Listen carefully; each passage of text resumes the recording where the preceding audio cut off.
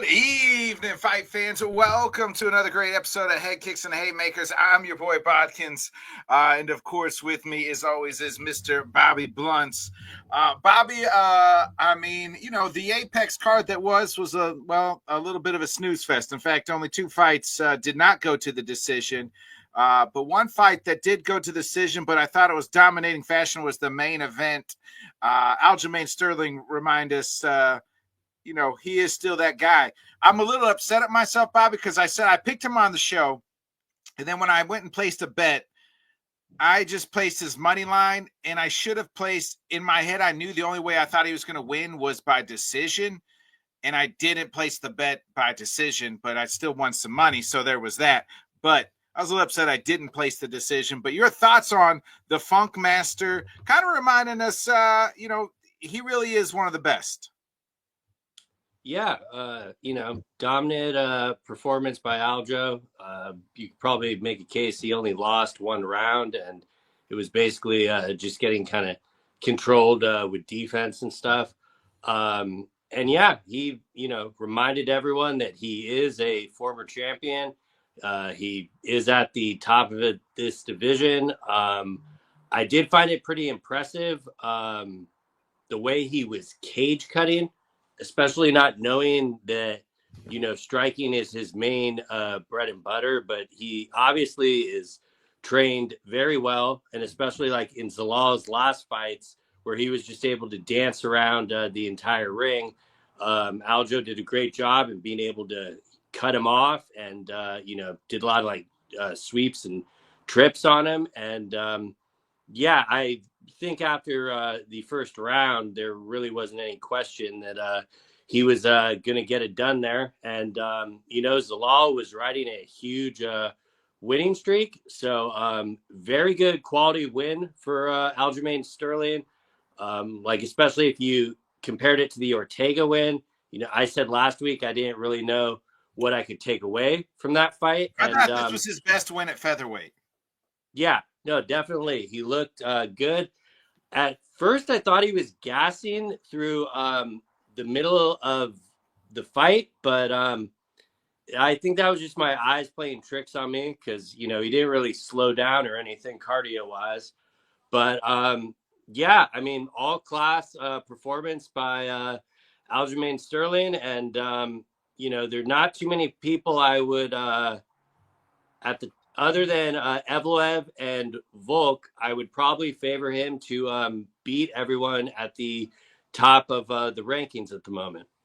Yeah, a couple of things. There was, Zalal had a moment there. I think it was the second or third where he had Aljo in a choke, and Aljo said it was pretty tight. The guillotine was pretty tough, tight, but was able to he's like, if it was training, I probably would have tapped, but with all this, everything on the line, I didn't, and was able to pull himself out. I thought, you're right though. I thought after really, I was like, I watched watching the first and second, Zalal had a pretty good third, but then Aljo bounced back. But I just thought like like you said at the first, I didn't think there was anything. I was like, oh, Zalal's better than Aljo at this. I just was like, Aljo is about to just wrestle him and wear him out. And that's exactly what happened. Almost, it was like rinse and repeat. So what a game plan. I'm right there with you. He called for a title shot afterwards, kind of acknowledged that Mozart should be next. But either said, give him Mozart or the champ. I'm totally good with that. And I probably would, I don't know if I'd favor it. He lost to Mozart in a close, kind of a close-ish fight. He feels him and Alex, I think, would be great. And you could see him going either way here. But if, Mozart is next, what does Aljo go from here? Is it Diego? Do they try to feed him to your boy Silva? If he wanted to wait out for the winner of Volk Evloev, granted that is not signed. We're just assuming that's the fight they're going to make. I really would have no issue with it because, he does have the history with Evloev for rematch purposes if he were to win. I understand the high stakes of the Volk fight, at least for his career path and stuff. But yeah, I mean, you kind of nailed it. You already know where I'm going with this. And I know it's getting tiring that anytime we see a good performance at 145, I want to match him up with John Silva. But give me John Silva. I mean, I think Aljamain would beat him. We have literally matched him up with everybody at 145. Yeah, no, I know it's getting old. I mean, everybody but the champion. Everybody but the champion. Yeah, well, I'm glad you're catching that drift, because that's the main thing I'm trying to point out is anyone but a title shot next for John. But like just stylistically, I do think Aljo would obviously be favored because of the size and the grappling, but John Silva also has very serious power. I mean, we saw Aljo slip with O'Malley getting caught. So yeah. To me, that is still a very intriguing fight. And I'm not sure if it's the way the direction the UFC would prefer to go, because, you know, they are obviously pretty high on Silva. And that, in my opinion, would be kind of throwing him to the wolves. They're not high on Aljo. Like, they've just, you know, they've always kind of shit on him, like for whatever reason. And that brings me to like my main point I was trying to get across is I'd be pretty surprised if his next fight was for the belt, and that he is going to be able to sit out and wait for the winner of Diego Volk, or not Diego. God, we better not get that again. Volk Evloev. And especially, like, I found it very telling that he wasn't even aware that he was on the last fight of his deal. So apparently he just re-upped his contract with the UFC. But, I mean, Hunter kind of mentioned they weren't sure if he wanted to be in the organization. And, you know, I think Hunter is kind of just using that more as a negotiation tactic. But, you know, the benefit for Aljo is he does have ways of earning money outside of the octagon, even if the UFC, you know, pulls his bottles of rum off the table. But, you know, he's going to get his name out there, and it's why I can't really fault him for asking for the title shot next, because, you know, what else do you really expect him to do? Yeah, and I wouldn't mind seeing it. What I was saying earlier is they are in the John Silva. We know they're in the John Silva business. I don't think they want to be in the Aljo business. So why not just try to get in the John Silva business and have him knock out Aljo, and so you don't have to be in that business, is where I was kind of going, if they decide to do that. And I could see them doing that. It reminds me of a similar risk that they kind of calculated when they matched O'Malley up with Aljo, saying, hey, you know, obviously Aljo's going to be favored in these grappling exchanges, but there's a chance he might make a mistake and get caught. And that's exactly what happened. So it wouldn't shock me if they tried to, you know, kind of rinse and repeat that same strategy. But, you know, like, even if we're talking the winner of Diego Steve Garcia, I would sign up for Sterling to fight the winner of that. Yeah, I like that. It'll be interesting what they do with Aljo. Any other thoughts on the Apex, Bobby? Did Rob have a comment pertaining to what we were talking about, or was it just yeah, he was just saying the right or wrong on Aljo, pretty much like the reason nobody likes Aljo's for the way he won the title against Jan, which I think that's kind of when things changed for him. Like, you know, people still go back to that 6 years later. Yeah, no, I get it. So a lot of people will never forget that. So, but he won. He won the next time out, like dominated Peter Yan. Yeah, I mean, to be honest, the only time I remember it is when it's brought up in these scenarios. Like, yeah, in my mind, I kind of forgot about that a while ago. You know, honorable mentions. Shout out to Jocelyn Edwards for getting the win for Norma Dumont. That was a good underdog win for her. Yeah. So definitely some interesting things there. Rafa Garcia, definitely have to give him credit. I'm really going to be watching all these guys that are in Cub Swanson's camp. And, he just really seems to be able to get through to these guys, and they're pretty damn good as well. So I'm kind of always going to be, keep an eye on that. Davy Grant just I was gonna keeps say, shout out to the veteran, the old man, Davy Grant, still got it, baby. 40 some odd years old and still having fun fights. That was one of the best. That was probably the best fight of the night. Yeah, I mean, aging like fine wine.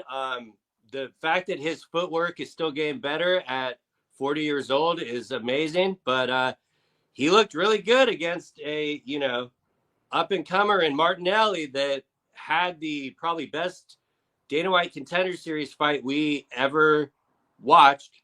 And he was going to keep coming forward the entire time, and Davy Grant knew that and had great footwork and just beat him up for 3 rounds. So he, I don't really know what they're going to do next with him, but if it's Davy Grant fight, I'm always tuning in because it's pretty interesting. And, the heavyweights were a little dicey, but I do have to give credit to Ryan Spann for absolutely flatlining Marcus. It was kind of a comical KO when we saw it.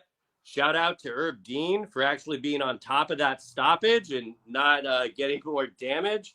But the prelims on the Apex did kind of drag because there were a lot of decisions, but there were some fun other matchups as well. So True that. Says I don't some weird sphere. Cody Durden on 2 days' notice. Yeah, shout out to Cody Durden. It's like his 10th fight of the year. Yeah, I didn't see the name of who commented that, but thank you for reminding me of that. Short notice and absolutely just showing up. And, sometimes he's in these short notice spots and it doesn't work out for him. This time, I think it just kind of benefited his game plan that, he didn't really have too much to think about throughout a fight camp or anything. And he pretty much, just made weight and fought. And really good showing for him. Hopefully, I'm sure they hopefully took care of him for coming in on short notice. But, I'm sure the next fight he takes will probably be on short notice the way the UFC has been doing their booking recently. Oh, it's just AI. AI? Thank you. All right, thanks. Hey, appreciate it. Yeah, Bobby. Real quick before we get into this jam-packed weekend, there's been some news and notes just kind of floating around. What do you make of? It seems like it's all been confirmed. From other sources, it's going to be BSD versus Patty at International Fight Week. This is I like this fight. Yeah, good fight for both guys. I was kind of wondering how they were going to book Patty after the Gaethje loss, and it does not seem that they're not a step down. If anything, it might be a step up, just as far as like where dudes are at in their career. Yeah, no, definitely not a step off in competition. So they're definitely giving him someone still decently ranked and very dangerous, and yeah, I mean, stylistically, I think that's just going to be a very fun fight. Could go a multitude of ways, but definitely fits with like an international, fight we book in. Patty brings in a decent amount of people. He has a pretty decent following and fan base, and BSD, whether win or lose, I can't ever think of him being in a boring fight. So that should be, and yeah, we're assuming it's confirmed. It's not official, but they're both kind of dropping hints. So I think we can put 2 and 2 together on that one. Yeah, we may not be the sharpest tools in the shed, but we're sharp enough to figure out that they're it looks like that's a done deal. So that's going to be a good one. There was already another fight announced for that one. It was like the first fight. I can't remember who it was, but I was like, oh, it was another big name. We talked about it a couple weeks ago, and now it's gonna piss me I'm off. blanking on that, but I remember when I saw it, that was like absolute back and forth violence. That one should be fun. I'm assuming it's going to be on the undercard, but Yeah, yeah, I don't know, I'm but also I looked on ESPN just real quick on the app. The only thing they have on that card is Gable Steveson blank. first TBD. Yeah, versus TBA. This says TBA to be announced. Yeah. Yeah, I mean, you know, and I think the masses really don't care who his opponent is because we've kind of come to the conclusion that they're probably just going to sign someone. I mean, they might book him with someone that is already with the UFC, but You know who would be fun for him? I think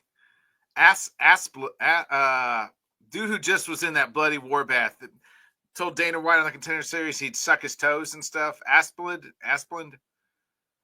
that would be fun and interesting. I would be surprised if they start him off that hot, though. I expect it to be kind of the slow, kind of we're high on you. We're going to build you up. We're not, you know, trying to kill you out the gate with debuting you against a guy on Contender Series, even though, you know, he's coming off a loss. That definitely would be a fun fight. I would prefer it more than probably what we're going to get. That's for sure.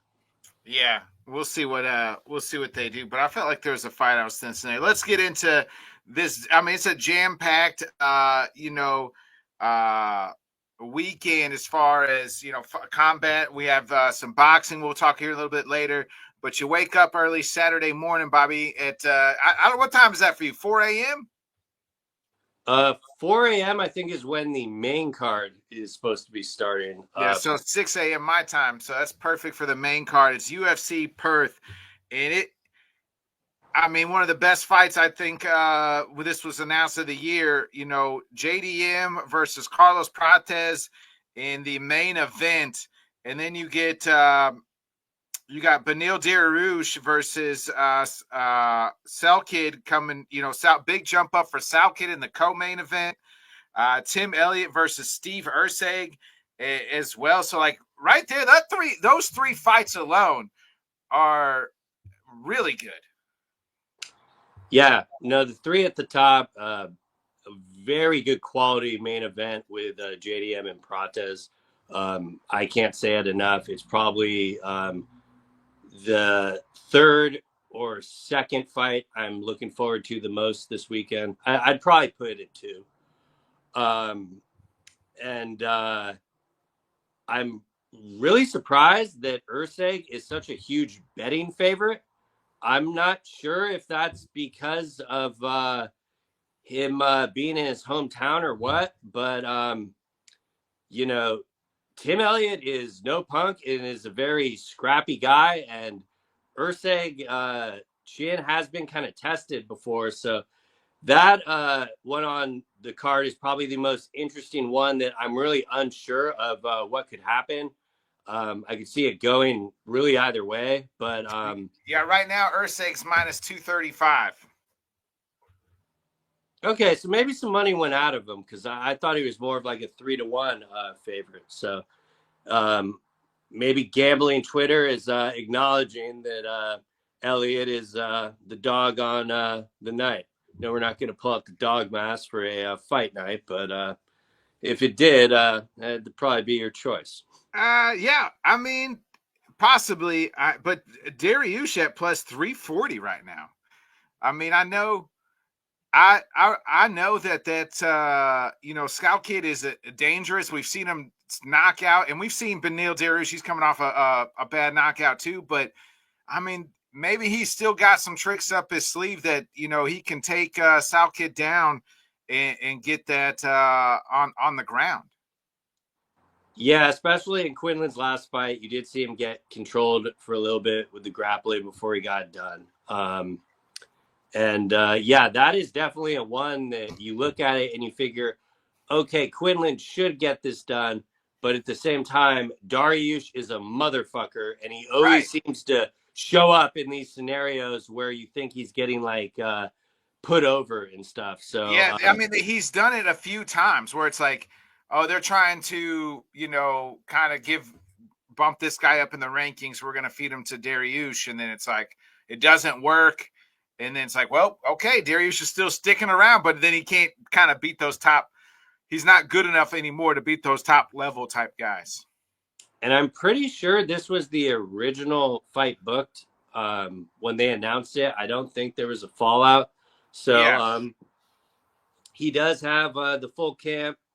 Maybe the most interesting thing in that one would be really just the travel and stuff and having to adjust to the time zone. I mean, obviously, Quinlan's from there, so he doesn't have to worry about that. But, at the same time, Dariush is a vet, so I wouldn't really expect that to really play into if he doesn't have a good performance or not. But I think we're going to really learn a lot about Quinlan if he can kind of hang in a, pretty decent division and beat some of these ranked guys, or if he's going to need some good time. I do agree. The line on that is kind of shocking. I mean, I know a lot of the times in the betting market, it seems like you're only as good as your last loss there, but that is a pretty juicy number there for sure. Yeah, so Dariush by submission is plus 1,400. By decision is plus 900.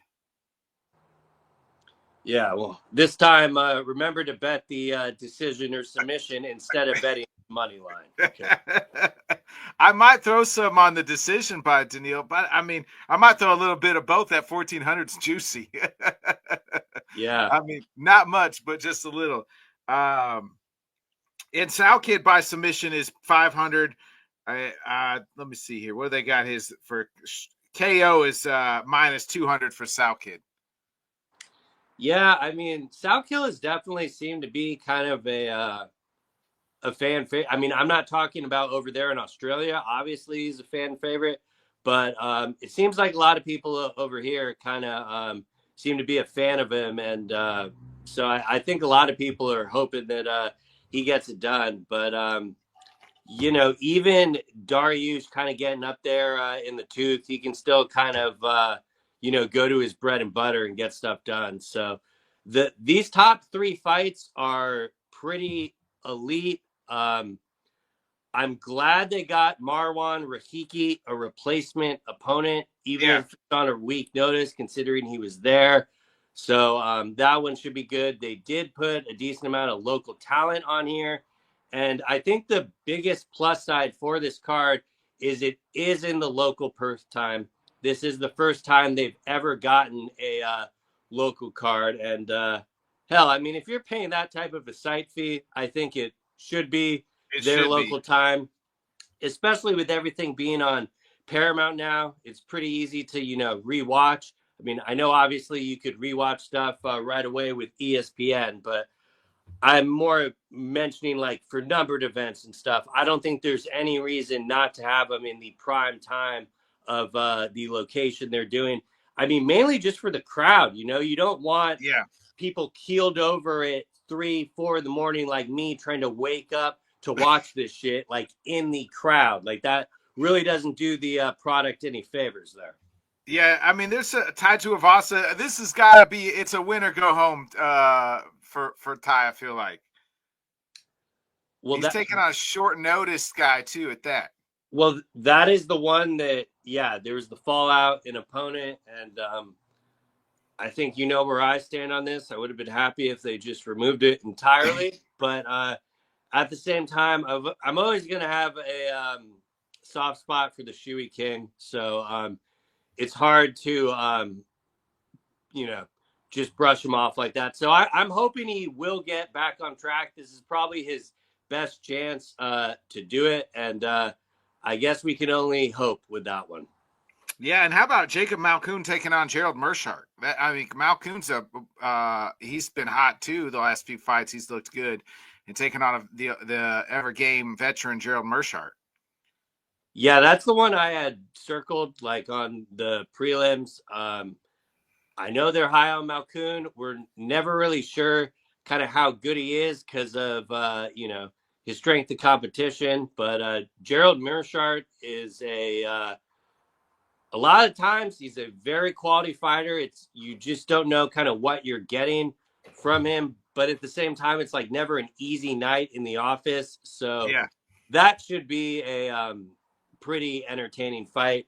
I'd be pretty surprised if Malkoon would just bulldoze him over, but at the same time, I'm not trying to really underrate Malkoon. I just really don't know what I'm getting from him yet. But I know there are a lot of people that are high on him. So that is probably I mean, for one, that fight deserves to be on the main card, but that's a whole nother thing. But, it is what it is. Yeah, I mean, Rob's got a point here. He said the UFC goes to Australia, Perth. They'll always call Tide, regardless of his record. That's probably true. He's always going to bring a crowd. Yeah, I mean, he's a fan favorite there and here. And yeah, I don't know too many people participating in a Tide to Ivasa hate watch. Most people would prefer to just see him win, They're doing everything they can to get the bum off the street. Ty needs a win just so we can say we can keep him around. Is Sutherland his short notice opponent, or is that the other heavyweight fight? No, Louis Sutherland is his short notice opponent. Okay. Yeah. Do you want to talk about your favorite fighter, Junior Taffa? I completely forgot he was on that. That's on the main card too, right? No. Okay. Yeah. No, I mean, I don't really have anything against the Taffa brothers. I just every time they're on the card, it seems like it's designed to figure in, well, this one will end quickly one way or the other. So, let's put it on there and give the people what they want. So that's about all I got for the Taffa fight. Let's get into the main event, Bobby. So let me ask you real quick before we do. So are you picking Elliott or Steve Erceg? I'm riding with Steve-O. Steve Carell. Yeah, I don't know. Like, my heart says Erceg for sure, but Tim Elliott continues to, get these tough matchups at flyweight and still figure out ways to get it done. So I'll probably lean with picking Erceg, but on next Wednesday, if we're talking about Elliott winning, it would not shock me at all. I view this a lot more as a 50-50 fight than a 2.5 to 1 favorite. So everyone in the flyweight division, ranking or not, anyone can really lose. That's how quality that division is. Yeah. Let's get into the main event. One guy's coming off a knockout win of a former champion. The other guy is a former champion, but this is his first fight since losing the belt. Both fought in November back at MSG. It is JDM, the hometown boy, versus Carlos Prates going into enemy territory. Prates has been on quite the run since the loss to Ian Gary. Obviously, JDM became the champ and lost the fight to Islam back in November. But it was an absolute doozy. If Prates wins, he probably puts himself kind of right in this mix of a title shot. If it was any other division, I would definitely agree. It's just so stacked at the top there. But yeah, I mean, definitely getting a win over the former welterweight champion. I mean, he may have got 50-45 by Islam, but it's literally getting 50-45 by the GOAT. So I think we'll hold some grace for that performance.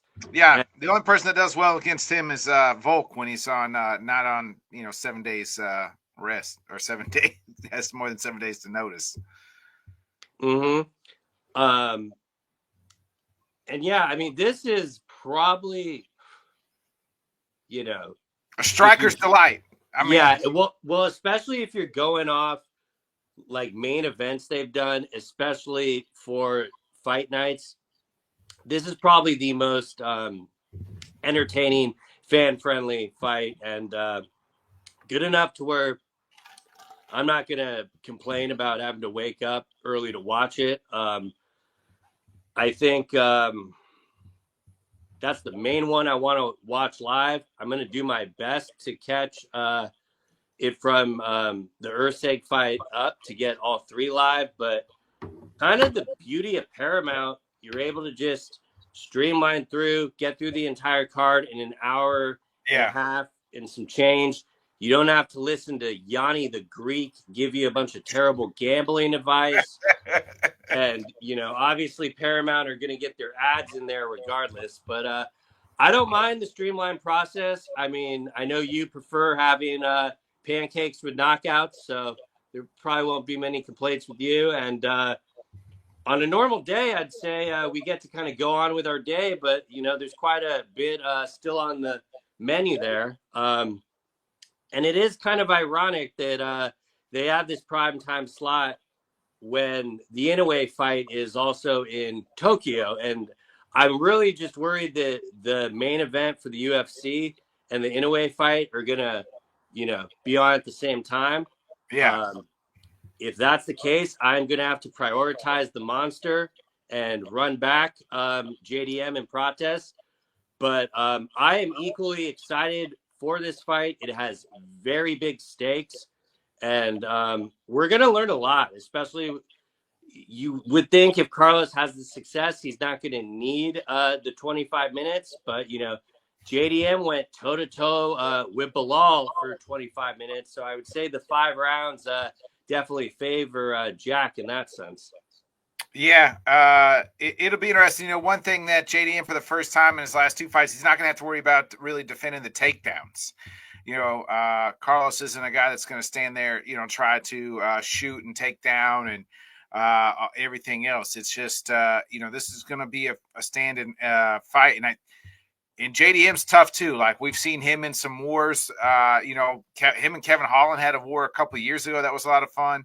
Prates is, even the Ian Gary fight, he almost got Ian out of there in the 5th round. So it's like can finish dudes, and he's done it quickly a lot of times. I mean, we saw what he did to put Leon Edwards' lights out the last time out. Here's some betting odds for the fight here. So JDM, so right now it's pretty much even, minus 105 for JDM, Prates minus 115.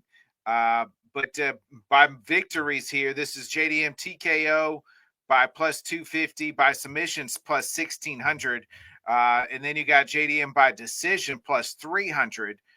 Prates by decision is plus 450.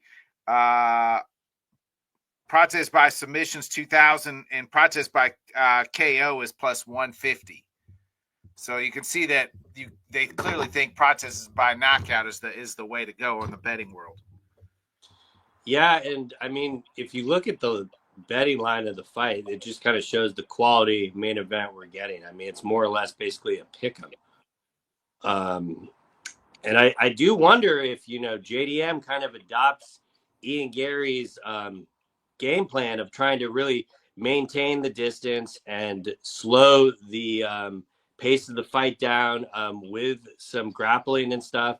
That would really not shock me at all. I mean, I know we're just kind of expected to get back and forth striking, but it really wouldn't shock me if JDM tried to maintain the distance, grapple, and get to those rounds 4 and 5.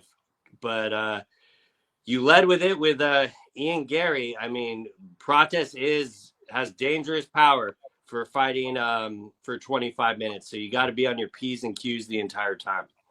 Who are you picking here?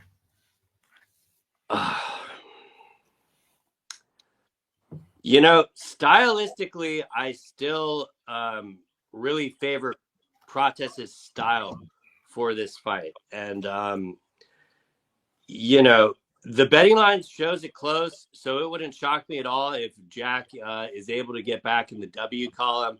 But I just don't really know how well he matches up with Prates' fighting style, and I'm picking Prates because of that. It would not shock me if he is able to get him out of there with a finish either. Yeah, I definitely could see that. I'm going to go the other way, though. I think JDM just has a little bit more tools in the game, in the toolbox. Like I do think that he could maybe try to take down Prates. And I just think he's an elite striker. Not saying that Prates isn't, and I think Prates has got that, like I said, that one punch power that can kind of get you out of there. But I think JDM, because he's been in these 5 rounds, before. We know he can go there. We don't know if Prates. I guess he went 5 rounds with Ian Gary, so he can. And the 5th round was his best round. Never mind. There goes that point. Duh, Nick. But I'm going to still go JDM just because he's got more tools. I just think he's just got a little bit better, and it goes 5 rounds. I'm going to go JDM by decision. Yeah, no, I agree with everything you said. I also find it quite ironic. The one time I go with the fighting nerd, you go the other way. So kudos to you on that as well. Yeah, I was going to see. I was trying to see what the over under was on the rounds. I would, if I could guess before you say it, I would say 3.5. So fight goes the distance is plus 150. I don't see round betting. I don't see the over under rounds here on, at least not on MGM. But yeah, I'd say you're probably right, 3.5. So yeah, I mean, I would kind of expect, even though like JDM's probably best odds are to win the fight by decision, I would kind of be expecting the books to figure it finishes inside the distance with just their 2 styles. Yeah. Let me see if I can find it here on FanDuel, because now it's going to piss me off.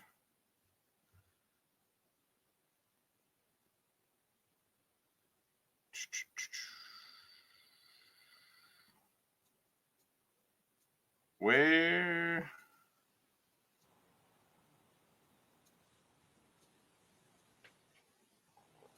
Oh, here it is.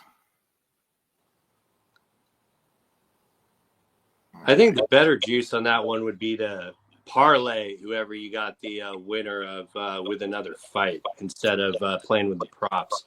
Yeah. Oh, it is right. We were right. 3.5 is the overs minus 106. The unders minus 120.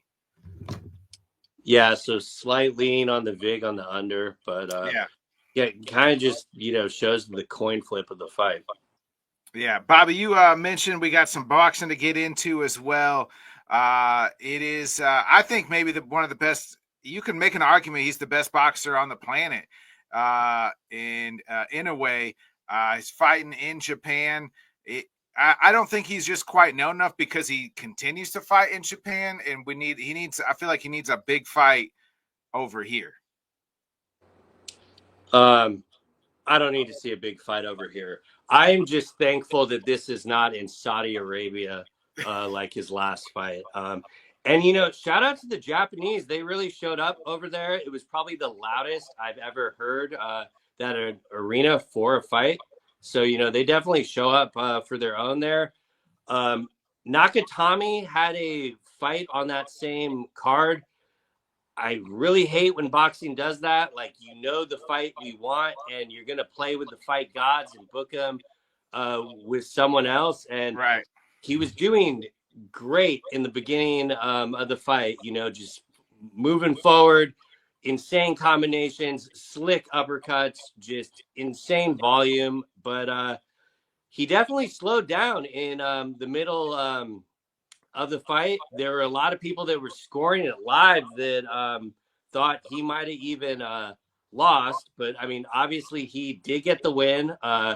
credit to him for not really changing up his style. He didn't really like try to dance and get out of there. He was just standing and trading. So he's got a hell of a chin. But yeah, I don't think it's hyperbole to say this might be the best boxing fight we get this year. Strength of competition. Both guys are 32-0. It's in Japan. I mean, this is like Earl Spence versus Bud Crawford if it was in Japan, but people are going to hate when I say this. It's probably 10 times bigger than that. I mean, well, I think it's bigger in Japan. Oh, it's bigger than that because like Spence was coming off the car accident and hadn't fought, in a couple of years. So I think you're getting two guys that are kind of in their prime, and the fact that it's happened in Japan, like that's also huge. I think that I feel like not enough people are talking about it because it is in Japan. But it being in Japan, the atmosphere will be insane for both fighters. yeah, I mean, as someone that really appreciates the crowd in Ryzen and stuff, like you could see the kind of education of the fan base, like knowing when to cheer. You will never see them booing.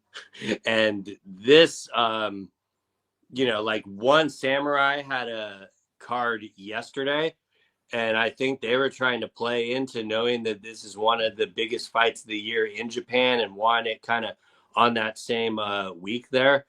And, there's even another title fight for the co-main event for this. So this is the one personally for me that is most crucial that I make sure I am watching live. I want to kind of experience this one with everyone.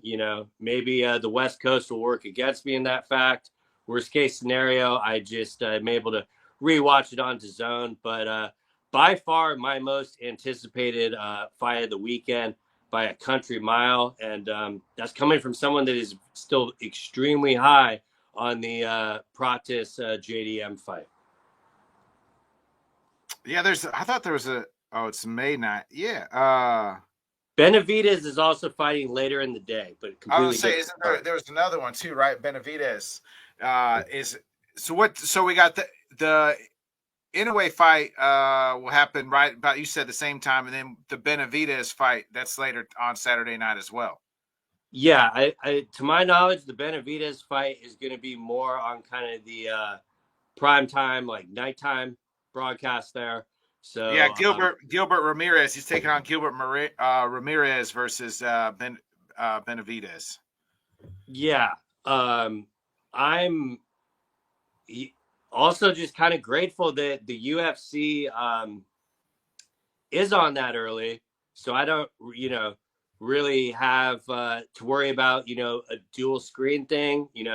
Obviously there is a PFL event in Sioux Falls, which, if boxing is not your cup of tea and you just can't enjoy it, there is still some MMA on that's on ESPN too. And for all the people that bitch saying that they go head to head with the UFC, even though that is ESPN's decision as their broadcast partner, like PFL is just being a good soldier. If you're that type of person, you better watch that PFL Sioux Falls event. I know you won't, and you're just going to complain on the internet about it, but throwing that out there. But for all the people that can't get into boxing because they just don't like the pace and appreciate the footwork and stuff, I promise you the Inoue Nakatani fight will not be that in the slightest. These guys are going to stand and trade, and this is going to be a very enjoyable fight for any combat sports fan. Yeah, that's kicking off so the card starts at 5:40 Eastern. So that's like 2:40 your time, maybe. Yeah, it starts 2:30 a.m. my time, and so I mean, you should be able to. I think it should be over before the main event of the UFC, maybe. That is definitely my hope, but I rarely kind of get things that I want So I'm just kind of preparing for the worst case scenario. But yeah, hopefully they don't coincide each other, and I'm able to just enjoy both of them live. But either way, I'm watching both of them. High stakes Who on both sides. who you like in the Inoue fight? I'm picking Inoue. Definitely, I do think Nakatami's style does match up decently with Inoue, and I think a lot of people are sleeping on Nakatami. But at the same time, especially seeing how he slowed down it, past like round 7 and 8, because that was also that fight at Riyadh was his first fight at that weight class. So I would have to imagine if he slows down like that, Inoue will just be able to capitalize, and eventually his power will kind of overtake him, and he will get his hand raised. But make no mistake, just because I'm picking Inoue does not mean this is not going to be a very entertaining kind of back and forth fight. I think everyone is kind of going to win in this scenario, and as the announcers will say, someone's O has got to go, and it's very rare you get guys in their prime like this, both 32-0 fighting each other. So I'm just happy that we're getting in it, and I'm going to embrace it. Yeah, I'm right there with you. I'm gonna pick. Like I said, I'm picking Inoue. I really think you could make a case that he's maybe the best. Bud is retired, so you could make a case that Inoue is the best boxer on the planet. He's definitely up there in the pound for pound rankings, and especially if you're talking about him fighting the best at the top and everything as well.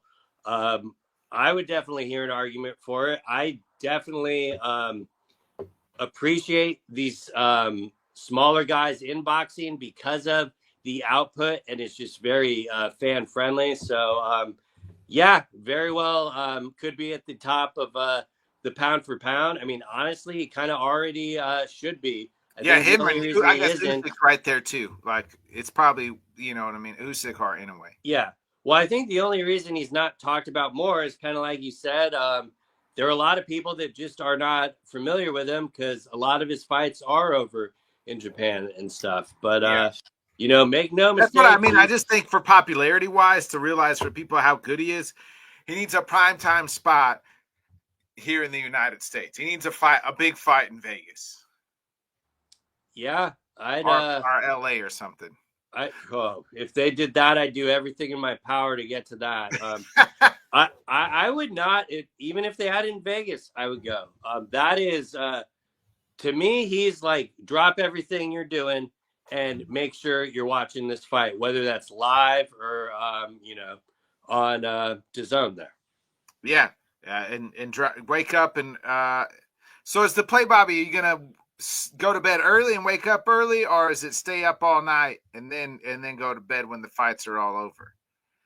I'm playing it by ear. Realistically, I'll probably start with a little appetizer from the UFC, but at the same time, depending on how that card starts, it also might put me to sleep. So, realistically, I think the top 3 UFC fights are the ones I'm going to make sure that I'm watching live. Yeah. And the rest I'm probably just going to go back and watch. But who knows? Maybe we'll get some coffee and brew an all-nighter. But if the Inoue fight was not on, I'd probably be a lot more inclined to do that. But knowing that I want to be kind of locked in on that, I want to be fresh and not half asleep and stuff. So, I think the best course of my plan will be to figure out what the walk times are on that fight and try to catch those top 3 UFC fights and go from there. Because, I mean, you know me, I'm going to watch it all back regardless. I'm going to watch back the entire Japan card, even though the Inoue fight is the one I want to get live. Yeah. And probably Gonna have to go back and watch the PFL too, because I'm definitely very interested. I know some people are complaining about the opponent for Benavidez, but I'm just more curious to see him at that weight class. 2 belts are on the line. They're kind of leaning into the Cinco de Mayo weekend for that one. And I know there are other opponents that people probably would have picked for him, but Ramirez is 48-1, so he is a champion, and I do think the all kind of Mexican fighter versus Mexican fighter will kind of bill well, and I'm equally looking forward to that. That's probably like my number 3 of most anticipated fights for the weekend. But the only reason I don't have it 2 is because I'm kind of assuming I know the outcome of that fight, where I'm really not sure what we're going to get with Prates and JDM. Yeah, I was a little surprised. I didn't think about it on Cinco de Mayo, but when you mention it, no Canelo fight. I feel like this is always kind of one of his weekends that he's always fighting. It's weird not to see Canelo out there. Yeah, I'm not sure if Bud retiring put a kink in that. I kind of assumed either way, Canelo would kind of prefer a tune-up fight as is. So, right. Maybe things didn't line up there. I know Turkey is pretty committed to having him signed, so I'm kind of assuming his next fight is going to be in Saudi Arabia. So at least this fight isn't in Saudi Arabia. So, I mean, that's another kind of positive. We should get a pretty lively crowd, and it should mix in good with the action. Yeah, we'll see. We'll see what happens this weekend. It's a jam-packed weekend, Bobby. I'm excited. Plus, you got a little bit of the NBA finals. If your NBA playoffs still going on, you got a little hockey still going. It's a good weekend for sports, but a good weekend for combat sports. With, like you said, that those top the 2 boxing matches, and then this Prates JDM is going to be. I think obviously as an MMA fan, I'm more of an MMA fan than a boxing fan. So that's the fight I'm looking to for the most. It might be the most intriguing fight that we've had so far especially with these fight nights. Yeah, no, definitely high quality stakes, and definitely has that don't blink vibe to it for sure. And just to hammer home again for all the people that are not into boxing, that want some primetime MMA, check out the PFL on ESPN2. I really appreciate that they're still continuing to build their name here, putting on cards. I love that they're not getting tripped up with trying to make sure there's a title fight at the top. There should be some pretty intriguing competition down the entire card. Ferreira, the dude Ngannou beat, he's on this card, so be interested to see if he could get a bounce back. And they've done a pretty decent job in matchmaking, aside from all the online Twitter critiques. So I just wanted to give them a shout out there. Yeah. Real quick, we'll be back next week. We'll talk about all the results of the fights. And Bobby, next Saturday is none other than UFC 326. Chimaev versus Sean Strickland, and Sean's trying to stir up the pot already. He's trying to kind of stir the, get this fight, get the emotions rolling out of Hamzat. He seems not to be bothered so far, but we'll see if that changes next week. And then, speaking of anticipated fights, it was the fight that we missed last month. It's the Van versus Tatsuro Taira, and the return of Waldo Cortez Acosta versus Alexander Volkov. So, another intriguing fight at heavyweight. And then, man, the Sean Brady versus Joaquin Buckley, I forgot was on this card. Because they moved it out of the Apex. Like, that was supposed to be last weekend. So great move by them getting that out of the Apex. I will definitely get into that next week. And yeah, undoubtedly a double title fight next week. Definitely snuck up on us. By far, it's not even close. Joshua Van versus Tyra is my most anticipated fight on that card. So I can't wait to get into that one there. Yeah. Just continue looking at this card next week. King Green versus Jeremy Stevens makes his return. Yeah. So, Atiq Goudier is back after he looked okay his last fight out in April or January. Grant Dawson versus Rebecca. That's a good fight. And for everyone that wants to bitch about Nate Diaz fighting Mike Perry, that Bobby Green, Jeremy Stevens is like the Temu version of that fight. So, if you're going to call balls and strikes, call balls and strikes. I know you won't. You're just going to hate on the other card. But had to mention that. And I got one actual final thought and question for you. Go ahead. You mentioned the Patty stuff and how they're billing kind of International Fight Week.